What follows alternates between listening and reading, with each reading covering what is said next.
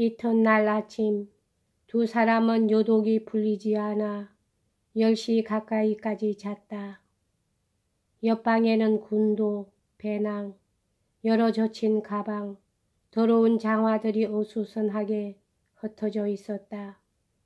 깨끗이 닦인 박차가 달린 두 켤레의 장화는 방금 벽 옆에 놓여졌다.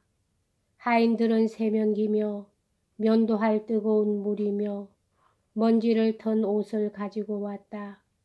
방에는 사내 냄새와 담배 연기가 가득 차 있었다. 어이 그디실까? 파이프들 이리 줘 하고 제니소프는 목신 소리로 외쳤다. 로스토프 이더나. 로스토프는 졸리는 눈을 비비면서 흥커러진 머리를 더워진 베개에서 들어올렸다.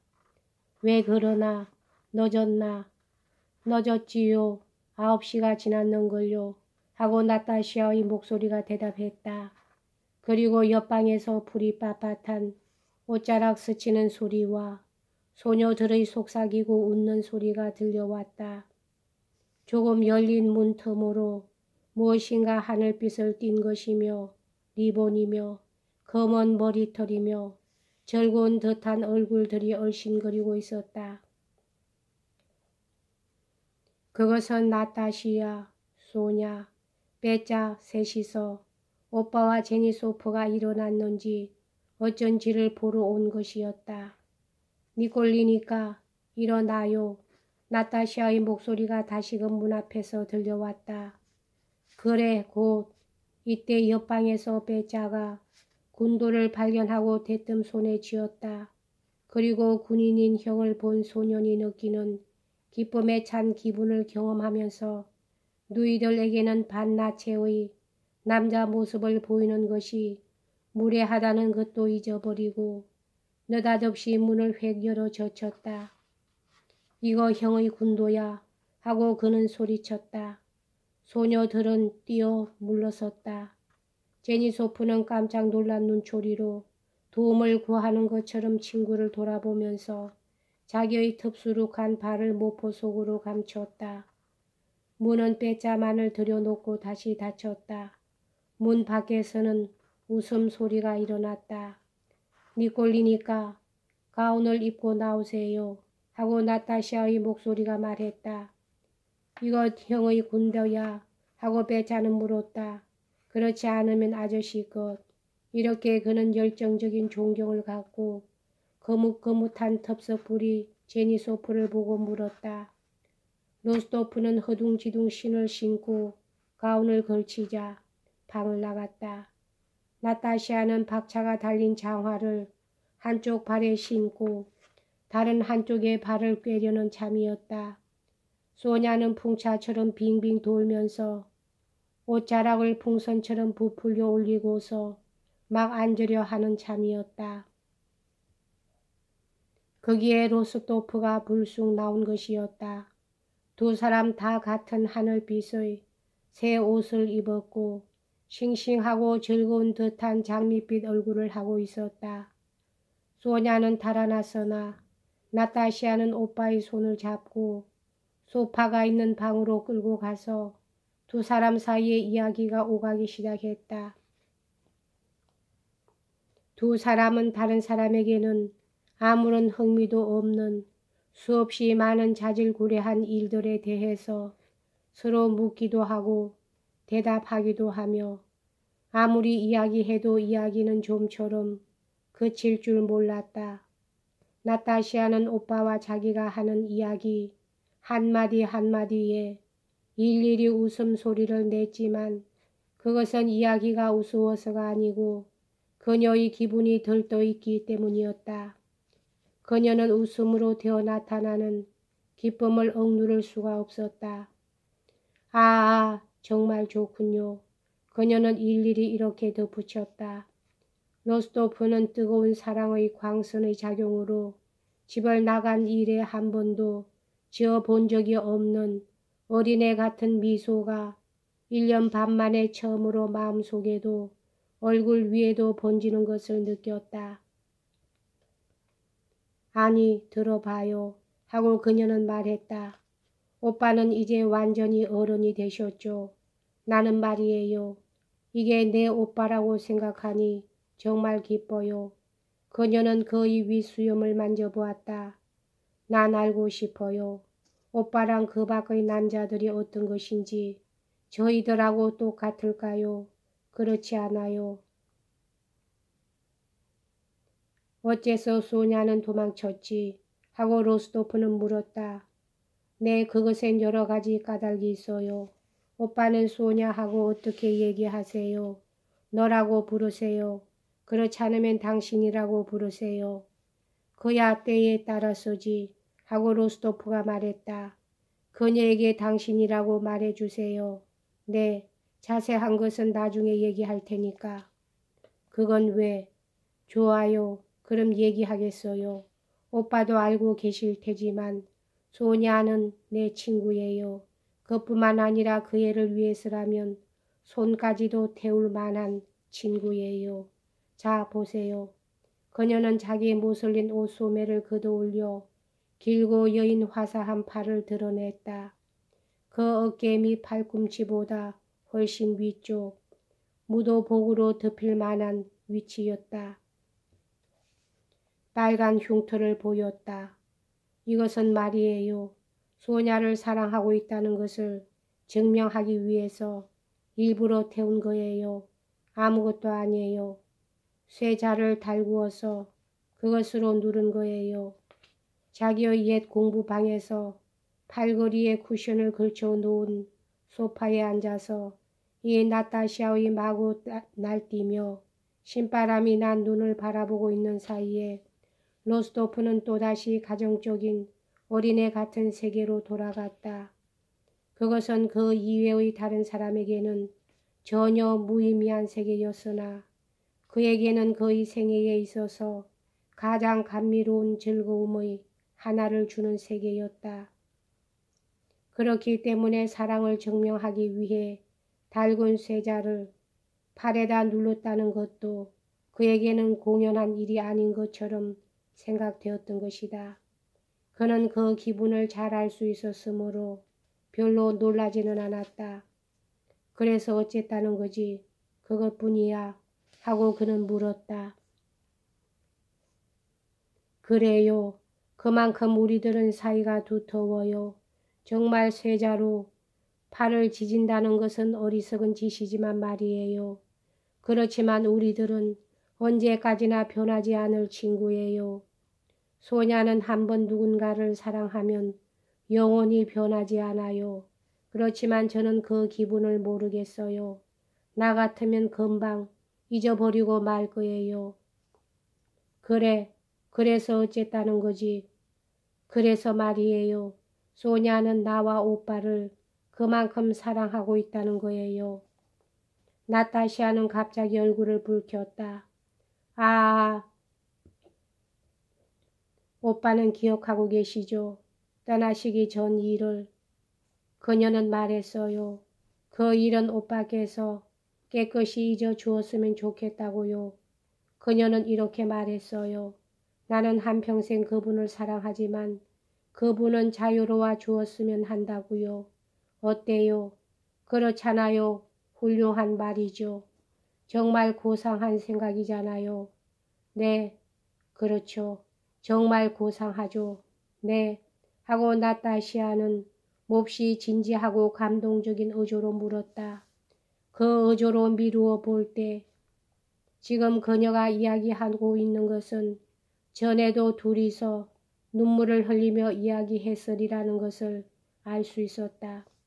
로스토프는 잠시 생각에 잠겼다. 나는 한번 입 밖에 낸 이상 무슨 일이 있건 결코 그것을 취소한다든지 하지는 않아 하고 그는 말했다. 게다가 소냐는 지극히 사랑스러운 사람이니까 아무도 그런 행복을 걷어차 버린다든지 하는 바보는 없을 거야. 아니에요, 아니에요 하고 나타샤는 외쳤다. 이 일에 관해서 난 벌써 소냐와 이야기했어요. 우리들은 틀림없이 오빠가 그렇게 말씀하실 거라고 생각하고 있었어요. 그렇지만 그건 안 돼요. 왜냐하면 아시겠어요? 만약 오빠가 그렇게 말씀하신다면, 자기 말에 스스로 얽매여 있다고 생각하신다면, 그것은 저 그녀가 무엇인가 꿍꿍이 속에 있어서 그렇게 말한 것처럼 되어버리니까요.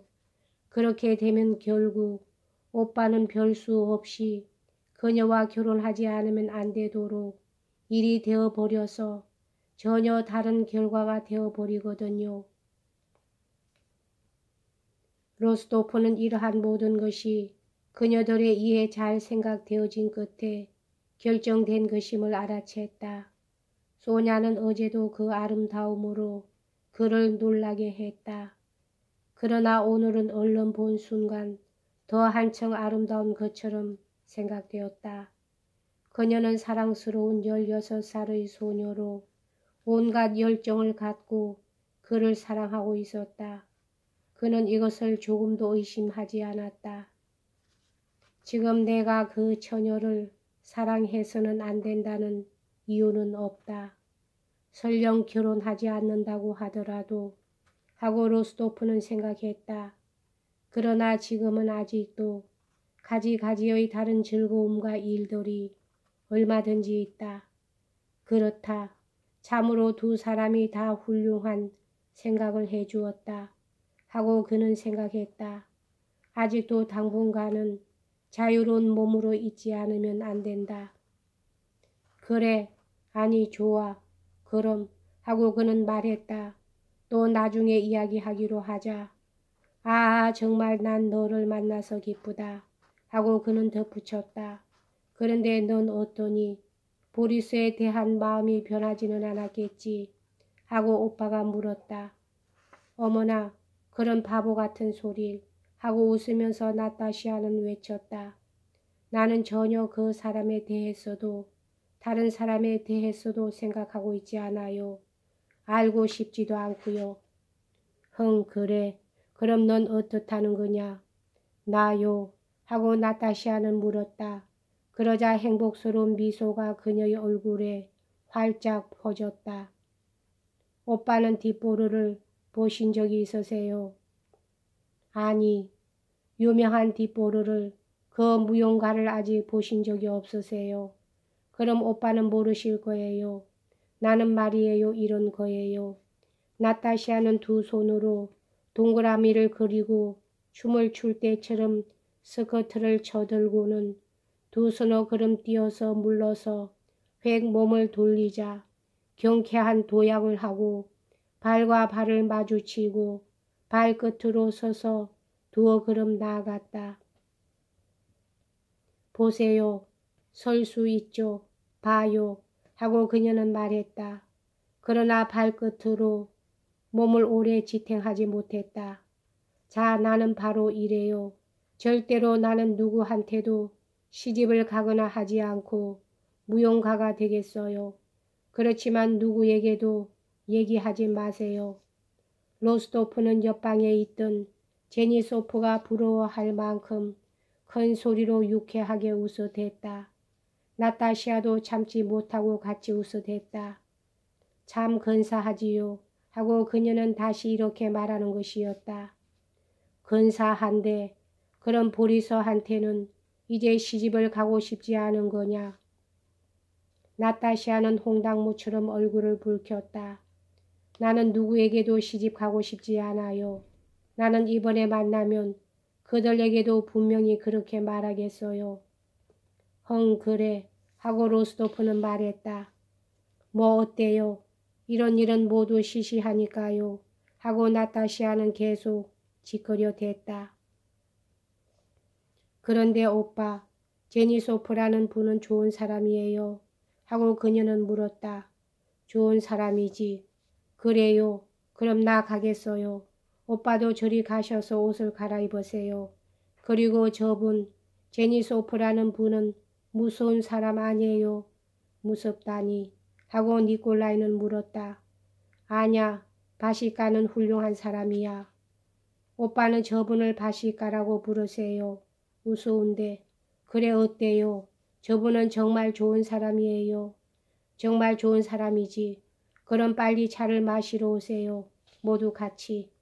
이렇게 말하고 나타샤는 발끝으로 일어나서 무용과 같은 몸가짐으로 방을 나갔지만 그 미소는 행복에 찬 역시 15살짜리 소녀의 행복한 미소였다. 객실에서 소냐와 만났을 때 로스토프는 얼굴을 붉혔다. 그는 소냐에게 어떤 태도를 취해야 좋을지 몰랐다. 어젯밤 재회의 첫 순간에는 너무나 기뻐서 앞뒤도 생각지 않고 키스했으나 오늘은 그럴 수가 없음을 스스로 느꼈다. 로스토프는 어머니와 누이들을 비롯해서 모든 사람이 의아스럽게 그를 바라보면서 소냐에 대해서 어떤 태도로 나올 것인지 기대하고 있는 것을 그는 느꼈다. 그는 소냐의 손에 입을 맞추고 그녀를 당신, 소냐 씨라고 불렀다. 그러나 두 사람의 눈이 마주쳤을 때 그 눈은 허물없는 말을 속삭였고 부드럽게 키스를 주고받았다. 그녀는 그 눈초리로 자기가 대담하게도 나타샤를 사자로 내세워 그에게 옛 약속을 넌지시 깨우치게 한 것을 사과하고 또 그의 사랑에 대해 감사했다. 그도 그 눈초리로 자유를 제공해 준 데 대해 감사하고 설사 어떻게 되더라도 절대로 그녀에 대한 사랑을 그만두지 않겠으며 그 까닭은 도저히 그녀를 사랑하지 않을 수 없기 때문이라고 말했다. 그렇지만 정말 이상하군요. 하고 베라가 모두들 침묵한 순간을 이용해서 이렇게 말했다. 지금 소냐와 니콜리니까가 남남처럼 당신이라는 말을 써가면서 인사를 한다는 것은 우습잖아요. 베라의 말은 여느 때처럼 정당했지만 그의 모든 그녀의 말과 마찬가지로 모두들을 거북하게 했다.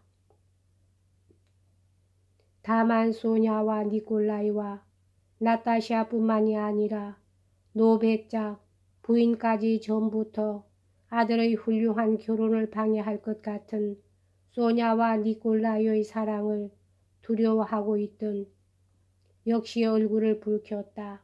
한편 로스토프가 놀란 것은 제니소프가 새 군복을 입고 머리에 기름을 번지르르하게 바르고 향수 냄새를 풍기면서 전쟁터에서 곧잘 보이고 있었던 멋쟁이인 채 하는 말쑥한 모습을 하고 객실로 들어와 부인들에 대해서 지극히 상냥한 기사 노릇을 하는 것이었다. 이와 같은 그를 보리라곤 로스토프는 꿈에도 생각지 않았던 일이었다. 여기까지 하겠습니다.